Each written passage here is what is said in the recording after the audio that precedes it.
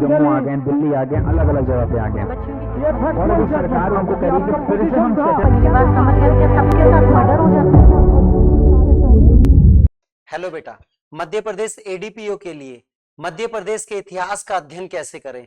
तो जैसा कि एक सामान्य धारणा में लेकर हम चलते हैं, भारतीय इतिहास को हम 3 कालखंडों में विभाजित करके पढ़ते हैं, जैसा कि प्राचीन भारत का इतिहास, मध्यकालीन भारत का इतिहास, आधुनिक भारत का इतिहास। सेम इसी प्रकार से हम मध्य प्रदेश के इतिहास को भी 3 कालखंडों में विभाजित करके पढ़ेंगे, जैसे कि मध्य प्रदेश का प्राचीन इतिहास, मध्य प्रदेश का मध्यकालीन इतिहास, मध्य प्रदेश का आधुनिक इतिहास।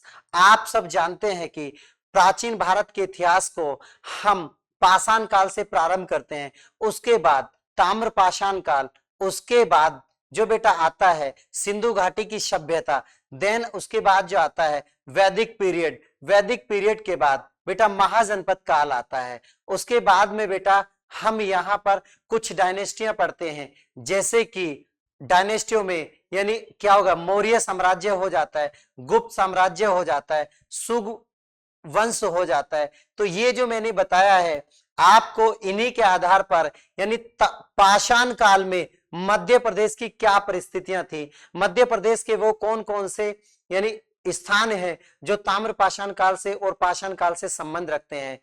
इसी प्रकार से सिंधु घाटी सभ्यता और वैदिक सभ्यता और महाजनपद काल और इन वंशों में मध्य प्रदेश के कौन कौन से स्थान यानी इनमें एक महत्वपूर्ण योगदान रखते हैं, हमको उन्हीं स्थानों को अध्ययन करना होता है। इसी के साथ मध्य प्रदेश के मध्यकालीन भारत को यदि हम पढ़ने की कोशिश करें तो उसमें मोहम्मद बिन कासिम पढ़ते हैं। तो मोहम्मद बिन कासिम के समय मध्य प्रदेश का एक परिदृश्य क्या था, उसके बाद महमूद गजनवी के समय मध्य प्रदेश का परिदृश्य क्या था, उसके बाद बेटा आपका जो मोहम्मद गोरी है उसके समय मध्य प्रदेश का परिदृश्य क्या था, और दिल्ली सल्तनत के समय मध्य प्रदेश का परिदृश्य क्या था। वैसे ही आपको बेटा मुगल साम्राज्य के समय मध्य प्रदेश का परिदृश्य क्या था। और इसी के साथ साथ मध्य प्रदेश के यहाँ कुछ डायनेस्टियां चल रही थी, जैसे कि कलचुरी वंश आपने पढ़ा होगा, नाग वंश आपने पढ़ा होगा। तो मध्य प्रदेश की कुछ डायनेस्टियां हैं, कलचुरी वंश हो गया, नाग वंश हो गया। बेटा नाग वंश को नागराज वंश भी कहते हैं।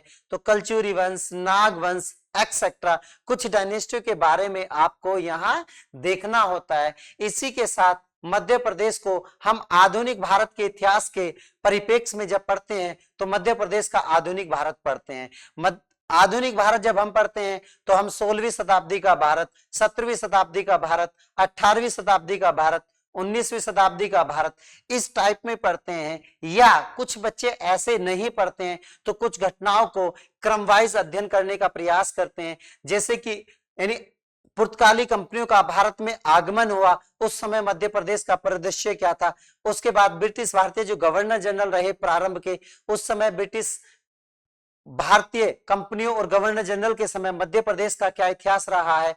और बेटा 1857 का रिवोल्यूशन के समय मध्य प्रदेश के कौन कौन से लोकेशन है जो सबसे ज्यादा इंपॉर्टेंट थी, और 1885 में कांग्रेस पार्टी के कौन कौन से अधिवेशन है जो मध्य प्रदेश में हुए हैं। कुछ मूवमेंट हुए हैं, जैसे कि आपके राजनीतिक मूवमेंट हो गए जो एक क्रमवाइज चलते हैं, जैसे बंगाल विभाजन, मुस्लिम लीग की स्थापना, सूरत फूट। तो इस तरीके के अधिवेशन का जब हम क्रमवाइज अध्ययन करते हैं तो इन अधिवेशन में यानी 1900 से 1947 तक हमें यह पता होना चाहिए कौन से अधिवेशन मध्य प्रदेश से संबंधित हैं। और आधुनिक भारत में बेटा आपको देखने को मिलता है कि मध्य प्रदेश में एक इंदौर जगह है, इंदौर एक रियासत हुआ करती थी। एक होलकर जगह है, वो एक रियासत हुआ करती थी।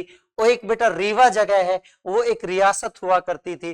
तो इंदौर का क्या योगदान रहा है, रीवा का क्या योगदान रहा है, तो इसके बारे में भी आपको जरूर पढ़ना है। तो इन चीजों के बारे में यानी आधुनिक भारत, मध्यकालीन भारत और प्राचीन भारत के परिप्रेक्ष्य में प्राचीन भारत मध्य प्रदेश का अध्ययन करेंगे, प्राचीन भारत आप मध्य प्रदेश का अध्ययन करेंगे, और आधुनिक भारत के अध्ययन में आधुनिक मध्य प्रदेश का अध्ययन करेंगे। यदि आप इस परिप्रेक्ष्य में अध्ययन करते हैं तो आप एक समग्र विश्लेषण के साथ साथ एक सूक्ष्म विश्लेषण कर पाएंगे ताकि आपके एग्जाम में मध्य प्रदेश से संबंधित यदि कोई भी क्वेश्चन आता है तो वह छूट ना जाए। Subscribe for more content.